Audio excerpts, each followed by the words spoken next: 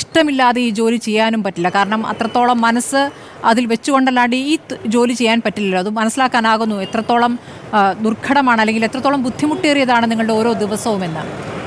ശ്രീ റെജി ലൂക്കോസ്, താങ്കൾ പൂർണ്ണമായും കേട്ടല്ലോ. ബിന്ദു പറഞ്ഞു രാഷ്ട്രീയ പ്രതികരണമല്ലാതെ ഈ വിഷയത്തിൽ എന്താണ് താങ്കൾക്ക് തോന്നുന്നത്? ആത്മാർത്ഥമായി പ്രതികരിക്കണം. തീർച്ചയായിട്ടും ഒരു സംശയമില്ല കാര്യത്തിൽ അവരുടെ പ്രശ്നങ്ങൾ പരിഹരിക്കണം. അവരെ സമരത്തിൽ നിന്ന് പിൻവലിക്കാനുള്ള അടിയന്തര നീക്കങ്ങൾ ഉണ്ടാകണം. കാരണം അവരാരാണെന്നുള്ളൊരു കേരളത്തിലെ പൊതുസമൂഹത്തിന് വളരെ വ്യക്തമായിട്ടറിയാം. കോവിഡ് കാലത്ത് നേരത്തെ സ്മൃതിയോട് പറഞ്ഞ പോലെ കോവിഡ് കാലത്തുള്ള അവരുടെ സേവനം, കേരളം മരണഭയത്താൽ കഴിയുന്നൊരു കാലഘട്ടത്തിൽ ആ മരണത്തെ പോലും ഭയക്കാതെ കണ്ട് അപകടത്തിൽ പോകുന്ന ഉറപ്പായൊരു സാഹചര്യത്തിൽ പോലും അവർ ഈ കോവിഡിലൂടെ വീടുകളെത്തുകയും അവർക്ക് ഭക്ഷണം വരെ എത്തിച്ചു കൊടുക്കുകയും ചെയ്തു. ഇതൊക്കെ നമ്മുടെ ദൃക്സാക്ഷിയായ കാര്യങ്ങളാണ്. തന്നെയുമല്ല ഇപ്പോൾ കേരളം ഒരു മുതിർന്ന പൗരന്മാരുടെ നാടായി മാറിക്കഴിഞ്ഞു. ഈ മുതിർന്ന പൗരന്മാരുടെയൊക്കെ ക്ഷേമം അന്വേഷിക്കാൻ അവർക്ക് മെഡിസിൻ വേണം, മെഡിസിൻ മറ്റു കാര്യങ്ങളെല്ലാം അന്വേഷിക്കാൻ ഈ പാവം പിന്നെ ആശാ വർക്കേഴ്സാണ് വീടുകളിൽ തോറും കയറി ഇറങ്ങേണ്ടത്. അവരുടെ പ്രവർത്തനങ്ങൾ നേരിൽ കാണുന്ന ഒരു വ്യക്തിത്വത്തിലേക്ക് ഒരു ദിവസം പോലും അവരെ ഇനി അവരുടെ സമരം മുന്നോട്ട് കൊണ്ടുപോകാണ്ട് പര്യവസാനിപ്പിക്കണമെന്ന് തന്നെയാണ് സ്വാഭാവികമായിട്ടും എന്നെ പോലുള്ള ഒരാൾക്ക് പ്രതികരിക്കാൻ പറ്റത്തുള്ളൂ. കാരണം സർക്കാരിന്റെ പ്രയോറിറ്റി എന്താണ്? ഇവിടെ 11ാം ദിവസം സമരത്തിൽ നിൽക്കുകയാണ്, തെരുവിൽ വെയിലത്ത് സമരം ചെയ്യാണ്, പൊരിവെയിലത്ത് സമരം ചെയ്യാണ് ഈ സ്ത്രീകൾ. അവരുടെ കാര്യം പരിഗണിക്കാതെ അവരുടെ കാര്യമൊക്കെ പരിഗണിക്കുന്നുണ്ട്. പക്ഷെ അവരെ ആരൊക്കെയോ കുത്തിയിളക്കി സമരത്തിലേക്ക് വിട്ടതാണെന്ന് ധനമന്ത്രി പറയുന്നത് കേട്ടു. അവരുടെ പ്രശ്നങ്ങൾ അവർക്കറിയുന്നതല്ലേ, അവരനുഭവിക്കുന്നതല്ലേ? അവരിപ്പോൾ എത്ര വ്യക്തമായ ഓരോ കാര്യങ്ങളും വിളിച്ചു പറയുന്നുണ്ട്. ആര് കുത്തിയിളക്കാനാണ്? അവരുടെ ജീവിതമാണത്. എന്നിട്ട് മന്ത്രി എങ്ങനെയാണ് അങ്ങനെ ഒരു പ്രതികരണം നടത്തുക? എന്നിട്ട് ഒരു തടസ്സങ്ങളും ഇല്ലാതെ, ഒരു എതിർ ശബ്ദവും ഇല്ലാതെ മന്ത്രിസഭ ഒന്നടങ്കം ഇരുന്ന് പാസ്സാക്കിയല്ലോ ബാക്കിയുള്ളവർക്ക് ഇരട്ടിയിലധികവും ശമ്പളം. അതെങ്ങനെ സാധിക്കുന്നു? അപ്പോൾ എന്താണ് ഈ ഇടത് സർക്കാരിന്റെ പ്രയോറിറ്റി? അല്ല, നമ്മളൊരു വിഷയം സംസാരിക്കുമ്പോൾ ഇരുവശങ്ങളും സംസാരിക്കണം. ഞാൻ പറഞ്ഞല്ലോ, ഞാൻ എൻ്റെ ഈ ചർച്ചയിൽ പർപ്പസായിട്ട് തന്നെ അത് പറഞ്ഞതാണ്. കാരണം അവരോടൊപ്പം നിൽക്കാത്തൊരു മനുഷ്യൻ കേരളത്തിലുണ്ടെന്ന് എനിക്ക് തോന്നുന്നില്ല. കാരണം എനിക്ക് അവരുടെ സേവനങ്ങളൊക്കെ നേരിട്ടിരുന്നതാണ്. എൻ്റെ നാട്ടിലെ ആശാവർക്കറുമായിട്ട് നിരന്തരം ബന്ധപ്പെടുന്ന ഒരാളാണ് ഞങ്ങൾ ഈ സാമൂഹിക പ്രവർത്തനത്തിലേക്ക്. ഞാൻ ഒരു കാര്യം പറയാം. അതായത് ഇത് കേരളത്തിൽ മാത്രമുള്ളൊരു സംവിധാനമല്ല, ഓൾ ഇന്ത്യ ബേസിലുള്ളൊരു സംവിധാനമാണത് ഈ ആശാ വർക്കേഴ്സ് എന്ന് പറയുന്നത്. 1-2 സംസ്ഥാനങ്ങളിൽ മാത്രം അതിന് പേര് മാറ്റമുണ്ട്.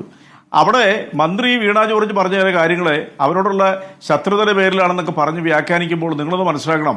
ഇവിടെ BJPയുടെ പ്രതിനിധിയുണ്ട്. ഞാൻ അവരെ ഒപ്പം ചേർന്നായി സംസാരിക്കുന്നത്. ഇവിടെ BJPയുടെ ബഹുമാനപ്പെട്ട പ്രതിനിധിയുണ്ട്.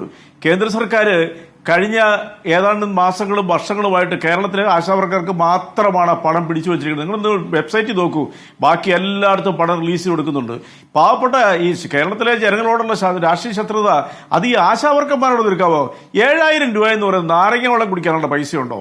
ഇവരിൽ ചിലരൊക്കെ എനിക്കറിയാം, ഞങ്ങളുടെ തന്നെ പ്രദേശങ്ങളിലൊക്കെ ദുർഘടമായ സാഹചര്യത്തിലേക്ക് ഈ പാവങ്ങൾ നടക്കുന്നത് കാണുമ്പോൾ വളരെ സങ്കടം തോന്നി. ഈ 7000 രൂപയ്ക്ക് വേണ്ടിയിട്ട് അത് വർദ്ധിപ്പിക്കണമെന്ന് ആവശ്യപ്പെട്ടുകൊണ്ട് സമരം ഇടതുപക്ഷ സംഘടനകൾ നിരവധി സമരങ്ങൾ ഇവരെ ഉൾപ്പെടുത്തിക്കൊണ്ട് ഡൽഹി നടത്തിയിട്ടുണ്ട്.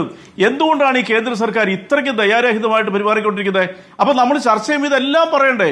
ഇന്നും ബഹുമാനപ്പെട്ട പ്രതിപക്ഷ നേതാവ് അവർക്ക് ഐക്യദാർഢ്യം പ്രഖ്യാപിച്ചുകൊണ്ട് ഒരു പ്രസ്താവന നടത്തി. ഞാൻ അതിശയപ്പെട്ടു പോയി.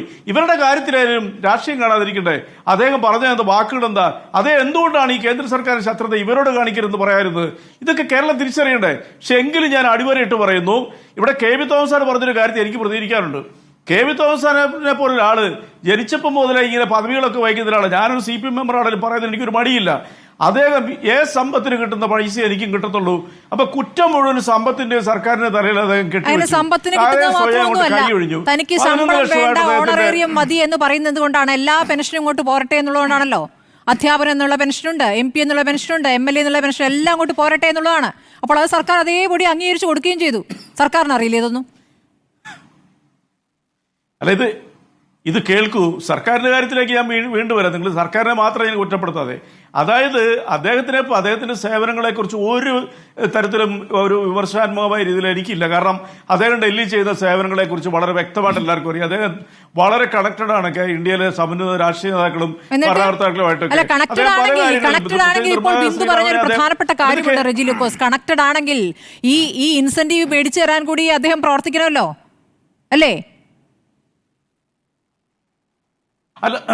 അല്ല, തീർച്ചയായിട്ടും ഞാൻ അതിലേക്ക് തന്നെയാണ് വരുന്നത്. അല്ലെങ്കിൽ അദ്ദേഹത്തിനെ വിമർശനാത്മകമായിട്ട് സമീപിക്കേണ്ട കാര്യം എനിക്കുണ്ടോ? സ്മൃതി ഒന്ന് ആലോചിച്ച് നോക്കിയേ. ഞാൻ വേണേ അദ്ദേഹത്തിന് വെള്ളം പൂശാൻ വേണ്ടേ? അപ്പൊ അദ്ദേഹത്തിനെ പോലെയുള്ള ഒരാള് 3 പതിറ്റാണ്ട് ലോക്സഭയിലും ഒരു തവണ കേന്ദ്രമന്ത്രി, ഒരു തവണ സംസ്ഥാന മന്ത്രി, പബ്ലിക് അക്കൗണ്ട്സ് കമ്മിറ്റിയുടെ ചെയർമാൻ, സഹമന്ത്രി ആയിട്ട് അദ്ദേഹം സ്വതന്ത്ര ചുമതല വഹിച്ച ഒരു വ്യക്തി ഒരു പാർട്ടിയിൽ നിന്നും മറ്റൊരു പാർട്ടിയിലേക്ക് വന്ന് അദ്ദേഹത്തിന്റെ എന്താ പറയുക, അദ്ദേഹത്തിന്റെ ബന്ധങ്ങൾ സംസ്ഥാനത്തിന് വേണ്ടിയിട്ട് നടത്താൻ വേണ്ടിയിട്ട് സർക്കാർ അദ്ദേഹത്തിന് വലിയ ആനുകൂല്യങ്ങൾ നൽകി അപ്പോയിന്റ് ചെയ്തപ്പോൾ അദ്ദേഹം കൈയൊഴിഞ്ഞ് സംസാരിച്ച് തന്നെ അത്ഭുതപ്പെട്ടു പോയി.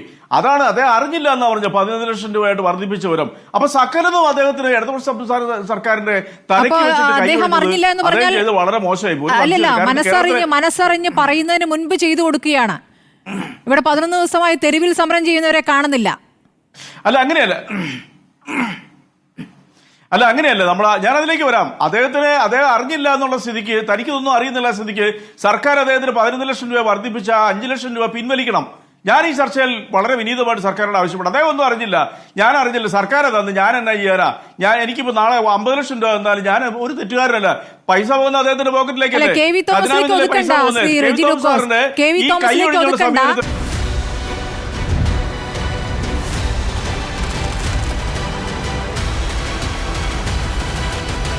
ഡിബേറ്റ് വിത്ത് സ്മൃതി പരുത്തിക്കാട്.